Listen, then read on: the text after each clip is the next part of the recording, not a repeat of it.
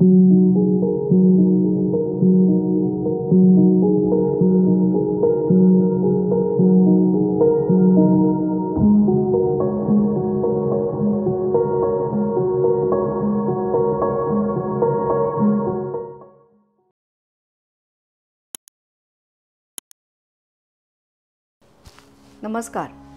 मनाचे श्लोक बघतोय आपण. त्याच्यामधला आज 16वा श्लोक.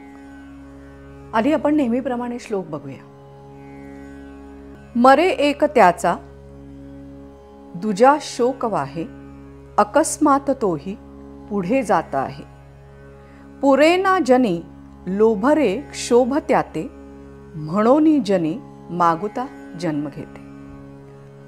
ह्याच्यामध्ये असं सांगितलेलं आहे, प्रत्येकजण जात असतो आणि तो मरणाच्या पंथाला लागला की आपल्या समोरच त्याचं मरण होत असताना सुद्धा आपण सुद्धा कुठेतरी पुढे त्या मरणाच्या जवळ सरकत असतो.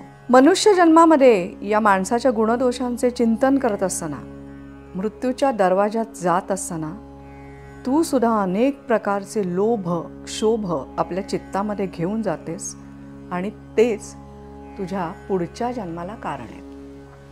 याच्यामध्ये आपण बघितलं की पुन्हा एकदा मृत्यूविषयी समर्थ रामदास स्वामी आपल्याला सांगतायत आणि त्याचा दाखला देऊन पुन्हा एकदा आपल्याला सजग करू इच्छित आहेत, जागरूक करू इच्छित आहेत.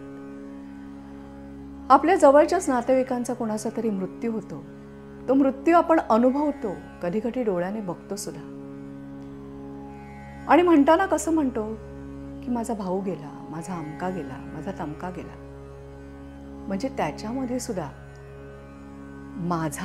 माझा कोणीतरी गेला अशी एक भावना असते. आता तुम्ही म्हणाल की ह्याच्यामध्ये चूक काय आहे? जर माझा भाऊ म्हणा, माझी बायको म्हणा, माझे आई वडील म्हणा, जर कोणी तरी गेले असतील तर मी असंच म्हणणार ना की माझं कोणतरी गेलंय. चूक काहीच नाहीये. पण मला ह्याच्यातनं एवढंच सांगायचं आहे की माझं शरीर ह्याच्याशी मी इतकी बांधलेलो आहे की मी स्वतःला त्या शरीरापासून वेगळंच करू शकत नाही. आणि हीच जागरूकता समर्थांना आपल्यामध्ये आणायची आहे की अरे तो गेलेला आहे, तो आज मृत्यूपंथाला गेलाय, बरोबर, पण उद्या तूही त्याच मार्गाने चाललायस. तू सुद्धा मृत्यूच्या काही क्षण जवळ गेलेला आहेस. आणि हे सगळं आकाळतांडव मृत्यूचं तुझ्यासमोर तू बघत असताना, अनुभवत असताना, त्याचा विरह, त्या गेलेल्या व्यक्तीचा विरह तू सहन करत असताना सुद्धा तुझ्या मनात अजूनही वासना आहेत. आणि जसा जसा जसा तू मृत्यूच्या जवळ जाशील तसं तसं काय होतं? अरे माझी ही इच्छा राहिली, अरे माझी ही आकांक्षा राहिली, अरे माझं हे एक स्वप्न पुरं व्हायचंच राहिलं.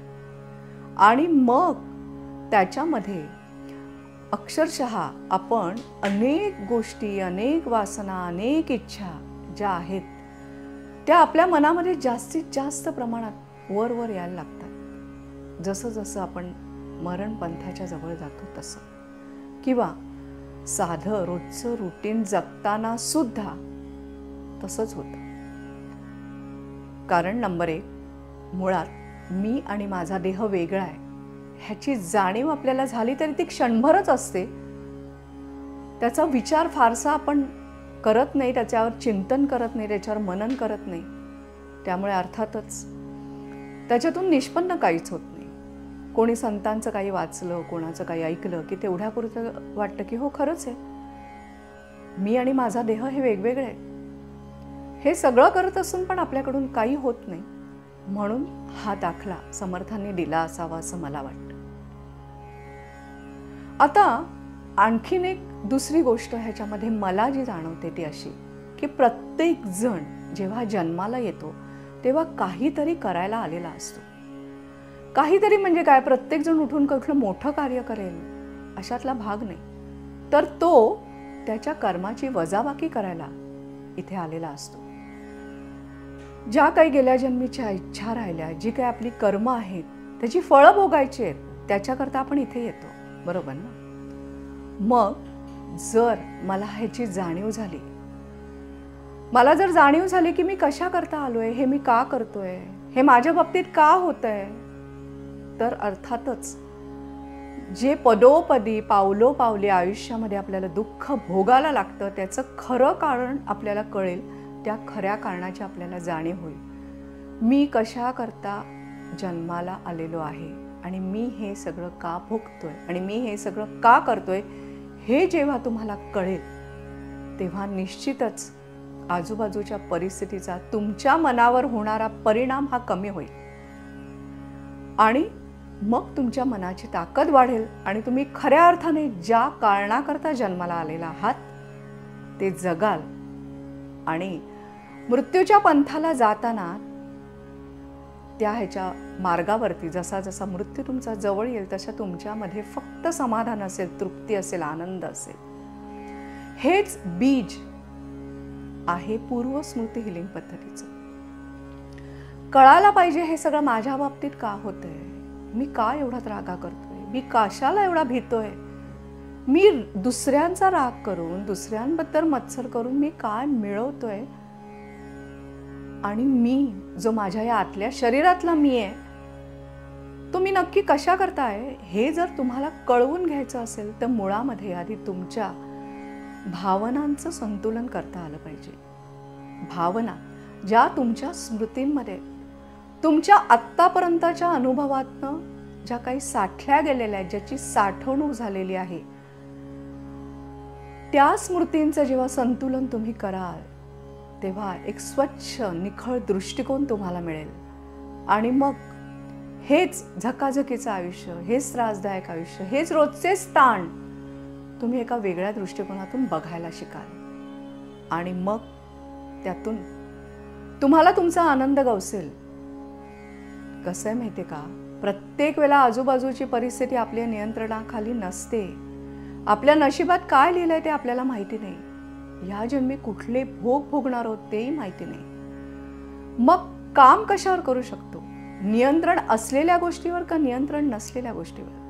तर ज्याच्यावरती मी नियंत्रण ठेवू शकतो त्याच्यावरच मी काम करू शकतो. आणि मग हे नियंत्रण मला कसं ठेवता येईल, तर मला माझ्या मनावरती, माझ्या विचारधारेवर काम करू आणि त्याच्याकरता मला काय करायला लागेल, तर माझी जी पूर्व स्मृती आहे जी कधी कधी मला नको त्या वाटेला नेते, नको त्या इच्छांच्या मागे धावायला लावते, तिला मी नियंत्रणात ठेवायला पाहिजे. मग ह्याच्याकरता काय करायचं, तर यूट्यूबवरती असंख्य मेडिटेशन्स आहेत. वृषाली लेले यूट्यूब चॅनलला तुम्ही सबस्क्राईब करा किंवा सबस्क्राईब केलं असेल तर तुम्हाला माहिती आहे की वेगवेगळ्या इमोशन्सवर मेडिटेशन्स आहेत. इथे तुम्ही फक्त नाव टाका तुम्हाला कसला त्रास होतोय की ते मेडिटेशन तुमच्या समोर येईल. ते करा, सलग 21 दिवस करा आणि स्वतःची ही जी काही विचारधारा आहे ती संतुलित करा, बॅलन्स करा. तर आता ह्याच्याकरता काय करायचं असं तुम्ही म्हणाल तर यूट्यूबवर जायचं, वृषाली लेलेचं चॅनल सर्च करायचं. त्या चॅनलवरती अनेक मेडिटेशन्स आहेत की जी तुम्हाला ह्याच्या बाबतीत मदत करतील. तुम्हाला ज्या भावनेचा त्रास होतोय, मग राग असेल, निराशा असेल, दुःख असेल, कौटुंबिक काही ताण असतील, तुमच्या मुलांच्या बाबतीतले काही ताण असतील, कुठलाही तुमचा प्रॉब्लेम असेल, समस्या असेल, ते तुम्ही टाका आणि माझ्या यूट्यूब चॅनलवर त्याच्याविषयीचं मेडिटेशन हे तुम्हाला नक्की मिळेल, नक्की मिळेल. तर ते टाका, ते मेडिटेशन ऐका. एकदा नव्हे हा, सलग कमीत कमी 21 दिवसचे मेडिटेशन तुम्हाला ऐकायला लागेल. तर ही जी काय मेडिटेशन्स टाकलेली आहेत यूट्यूब चॅनलवर, वृषाली लेले यूट्यूब चॅनलवर, त्याचा 100% फायदा घ्या.